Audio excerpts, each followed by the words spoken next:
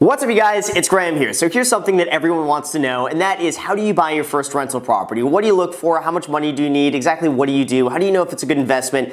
How do you smash the like button, which if you guys haven't already hit the like button, make sure to smash that like button. So this video is really meant to be a step-by-step guide to buying your first rental property. And then from there, you can continue doing your own research into finding out which property is right for you. So with that said, let's get right into it. Okay, so we're gonna be starting at the very beginning, and before you even think about investing in real estate, you're gonna need to do a few things first to prepare. So this is step 0, but obviously you're gonna need a down payment to invest in real estate. Now typically at the time I'm making this video right now, which is at the end of 2018, most lenders want to see about a 15 to 20% down payment anytime you buy real estate. That means for every $100,000 you end up buying, you're gonna have to put down between $15,000 and $20,000 from your own money. Right now, when you have like $3,000 saved up, don't expect to go and like buy a $200,000 property tomorrow. It's not gonna happen, but in the meantime, at least save up, learn these strategies, and be able to implement them as soon as you do have the money. So now, assuming you're either in the process of saving for a down payment or you already have the down payment, step number 1 is that unless you're buying the property outright in cash, which I have a feeling is very few of you, you're gonna need to get a loan on the property, and in order to do so, you're gonna have to work on your credit score. That means if your credit score is like 550 and you only have 2 credit cards that have both late payments on them and maybe a few accounts and collections, chances are you got to take care of that first before you even think about investing in real estate. Now, ideally, anytime you go and get a mortgage, you'll want a credit score above 720, preferably above 740, and ideally you want to be above 760. The thing is, to get the best rates on a mortgage, you're going to want to have above a 740 credit score. Above this is the rate that lenders really give you the best. If you have late payments, you either can dispute that, you try to get those removed. There's a whole bunch of videos on YouTube about how to clean up your credit score. It's really not that hard. Don't go and pay someone to do this. You can do it yourself very easily. Just YouTube all of this, you'll learn a lot. Just YouTube it. And if you don't have any credit to begin with whatsoever, I have like 7 videos already about how you can get started building your credit. I will just link to those in the description, or I'll just make like a top post. You know what, I'll do a top post on it, so you'll see it down below. So step number 2, I'm now assuming that you have decent credit and have somewhat of a down payment, or you're saving for it. You will need to have your tax returns in order. Now, anytime a lender looks at your tax returns and tries to give you a loan, especially if you're self-employed like me, they're gonna look at the last 2 years of your tax returns and take the average between those 2 years. This means that if year number 1 you made $50,000, year number 2 you made $100,000, the average of that is $75,000, and that is the amount that they will give. They see the much lower amount that you're reporting that you make after all of your expenses, and they loan you just based off the much smaller amount. So that means if you think you're all cool because you make $100,000 a year, but you write off $80,000 of that as an expense to lower your tax bill, good luck getting a loan on that. Now, prior to getting a property, I'll usually go a little bit lighter on my expenses, so that way I end up paying more taxes, but on the flip side, I can qualify for a larger loan, which is more important because I'm showing more income. So it's very important that you make sure to take care of this and anticipate this in advance. So step number 3 is talk to a lender before you do anything. Otherwise, I promise you, this is what's going to happen. You're gonna go out, start looking at properties, and like the first place you see is gonna be absolutely perfect. Then you're gonna go to the lender and find out that that place is over your price range and you can't afford it, and you're gonna be heartbroken. But then everything else you see, you're going to compare it to the place that you missed out on, that you couldn't afford, and it's just not going to be a good experience. You answer me, because I'm giving you a ton of free promotion here. For real though, Credit Karma is great. I use it myself. creditkarma.com. You can sign up for free in like 5 minutes. It'll tell you approximately what your credit score is. Just tell lenders whatever that score is, and they'll be able to punch in all the numbers and tell you roughly what you would be able to qualify for. Now, this is so important you do this for a few reasons. Number 1, you know from the lender exactly what you could afford, so that way you don't waste anyone's time or your time seeing something that's just out of your price range. Number 2, if you see something you do really like, you've saved a lot of time because you already have all the information in with the lender and they're pretty much ready to go, just pending them running your credit. Now, trust me when I say this, because this is like over 10 years of experience now at this point. It happens all the time.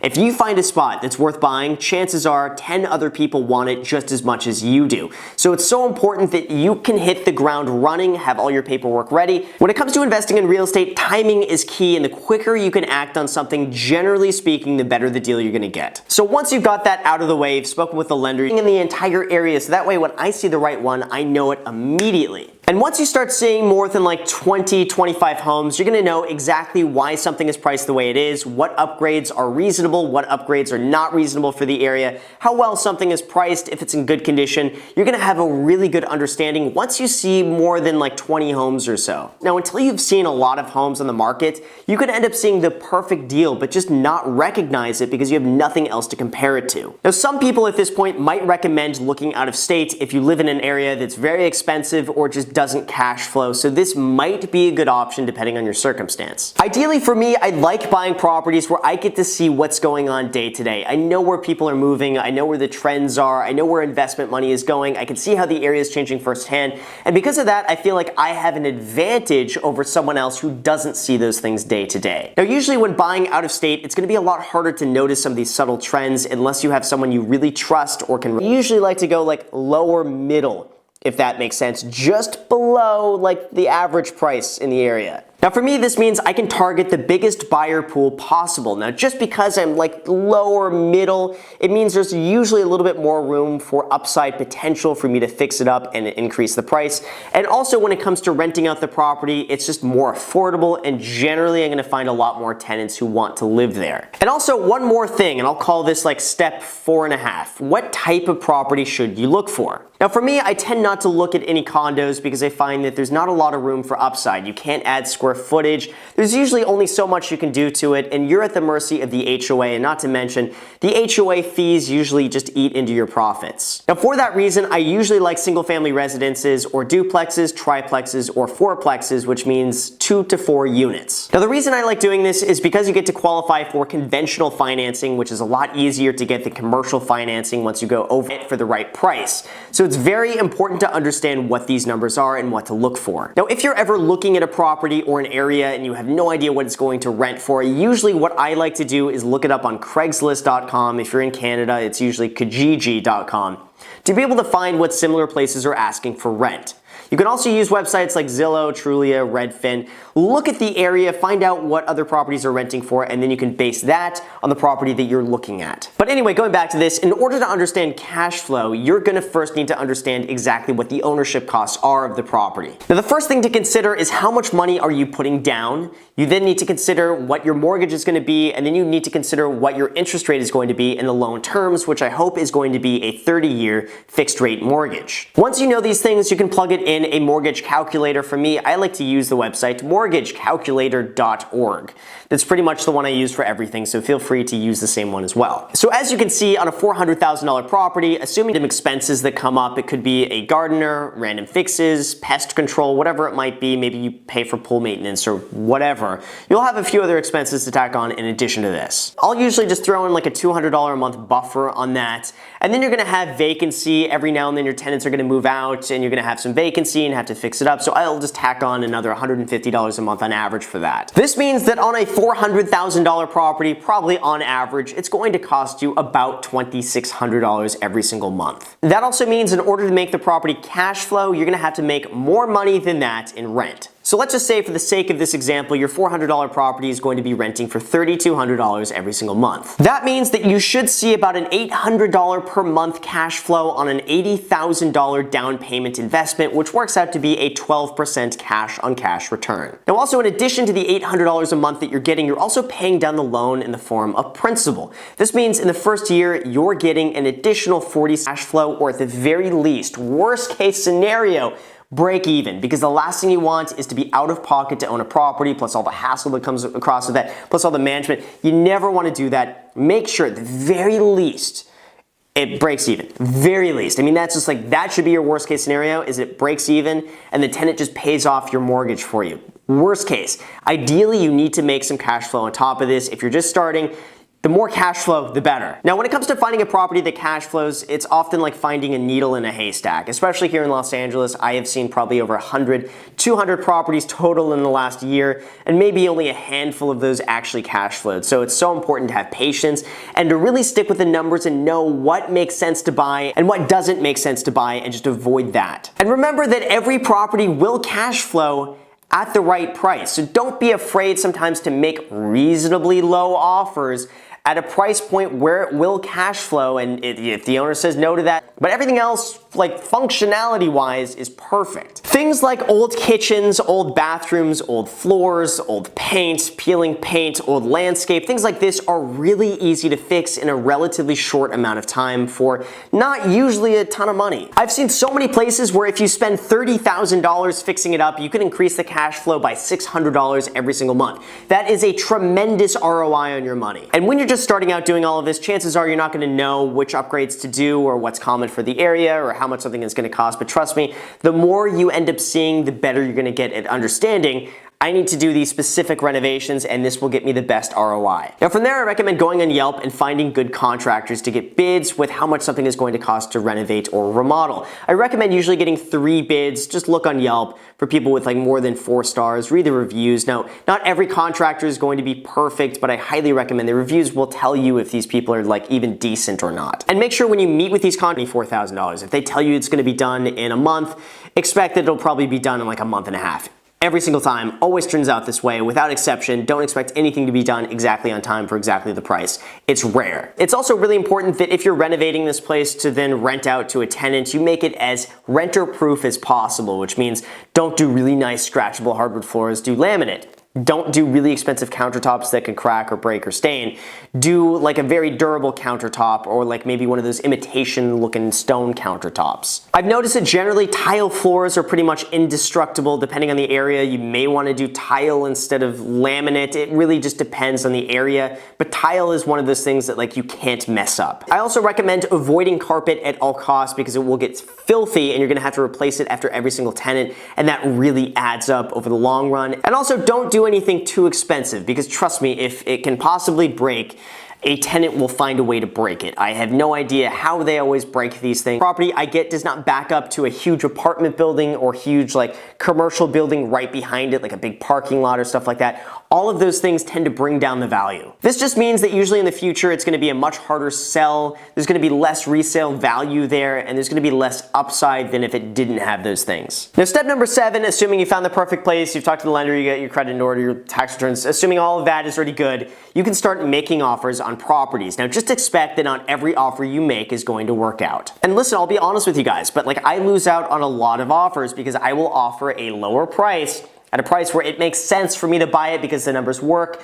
And if it goes any higher than that, it just doesn't make sense for me to buy and I won't buy it. I don't get emotional about it. I don't take anything personally. I literally just look at the numbers, and at certain prices, things just make sense to buy, so I will buy it. And I highly recommend when you're doing this to work with a very competent realtor. They will know all the ins and outs of the contract. They will know the best strategies. Typically, they respond back to you. If you send them a text, do they respond immediately, or do they get back to you the next day? If you try calling them, does it take you hours to be able to reach them, or do they pick up on the second ring always? I honestly see so many realtors just take days to get back to people, and I wonder like how the do these people stay in business? It just doesn't make sense to me. But more importantly, when it comes time to make an offer, don't get caught up in the excitement of writing an offer and like competing against all these people and trying to like win, and by doing so you end up overpaying for the property. But also don't be stubborn enough to miss out on the perfect deal just because you don't want to come up like, you know, a few $1,000s or whatever it might be. For the perfect place, usually it's worth it to pay a fair price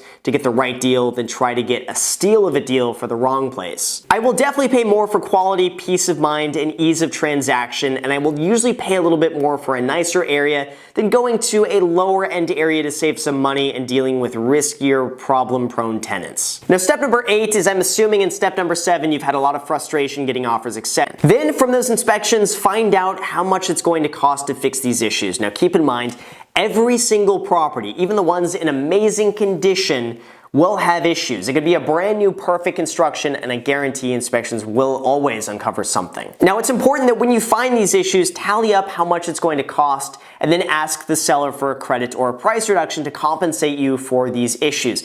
Always ask. Even if they say we're not giving a single dollar, it's as is. They always say that, by the way. They always say as is, no credit. But just ask for something. Like literally you have no risk just by asking. Worst case, they say no, and that's fine, you can decide then.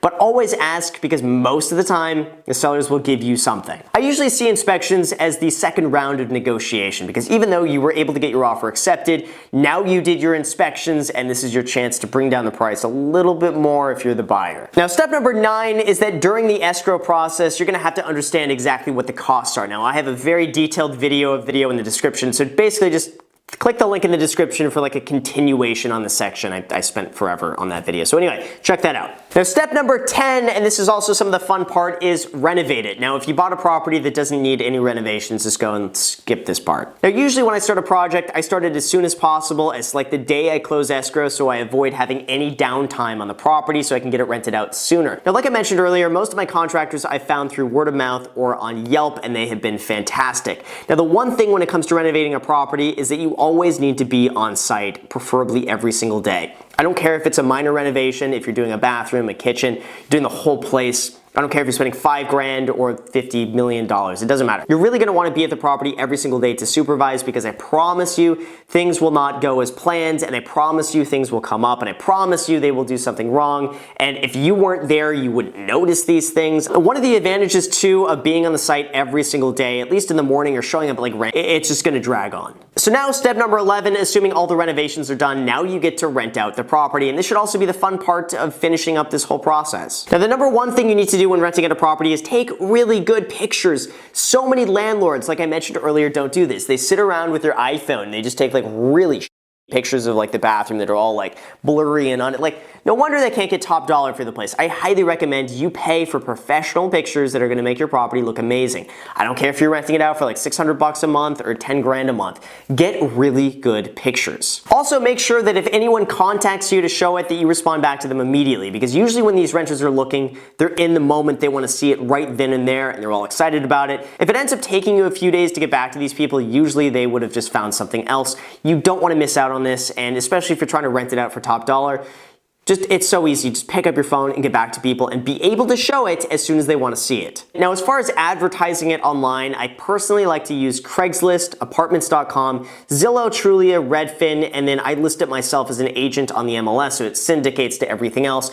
I put it on as many websites as possible, because you really have no idea where someone's going to be looking, and you don't want to just isolate all the other websites because you like just using Craigslist, for instance. So use them all. And also, when it comes to tenant screening, I have another video on that. So again, this whole section doesn't be like 20 minutes. So I'm just going to link to that again in the description. Just use that video for like tenant screening and all this sort of stuff, and so I can skip past all of that here. Just check out the video in the description. All right, so finally, step number 12, and this is where it gets really good, is that now you get to start scaling up over time. I highly recommend you keep the rental property, the property you bought, for about a year to 18 months or so. Get accustomed to it, get some good renters in there, understand what you're doing, and then start saving up for another down payment to go and do this again. At this point, it's pretty much just rinse and repeat, and the more deals you do, the better you're gonna get at this, the better you're gonna get at picking renovations, the better you're gonna get at finding the good deals. So your first one is usually going to be a learning experience, and then from there, you're just gonna get better and better and better and better. Now, this definitely is not gonna turn into a multi-million-dollar empire overnight. That's unrealistic, but I think it's absolutely achievable over the next decade to maybe 15 years or so. You can absolutely achieve that. Just imagine if you end up buying a duplex every other year. That's all you got to do, is just buy a duplex every other year. Rent it out, make sure it's cash flow positive, go and do that 2 years later, go and do that 2 years later. Within 10 years, you're going to have 10 units, 5 duplexes. They're all going to be cash flowing, all paying for themselves, and after 30 years, all of those are going to be paid off. Imagine having 5 places all paid off after 30 years that are all cash flowing. That is going to be a hell of a good retirement, and that is just a 10-year strategy that you can implement basically like now. Just start getting this process done now. And that way, over the next 10 years, you'll build everything up, let it run for the following 20 years, have them paid off, and you're gonna be sitting back on so much cash, you're not gonna know what to do with it, so hopefully you will end up buying a Lamborghini. So you'll probably have to comment what color your Lamborghini is going to be down below when you get all these places cash flowing. Personally, for me, it would be Verde Ithaca. you know, has always been my favorite Lambo color since I was like 14 years old. So anyway, with that said, you guys, thank you so much for watching. If you guys enjoyed this, make sure to smash the like button. Make sure to subscribe if you want to see more real estate videos, more real estate investing videos, more unboxing, credit card videos, all that great stuff. Make sure to subscribe. Also, feel free to add me on Snapchat and Instagram. Posts are pretty much daily, so if you want to be a part of it there, feel free to add me there. Private Facebook group in the description as well. For anyone who's interested in real estate, add yourself to that. Thank you again for watching, and until next time.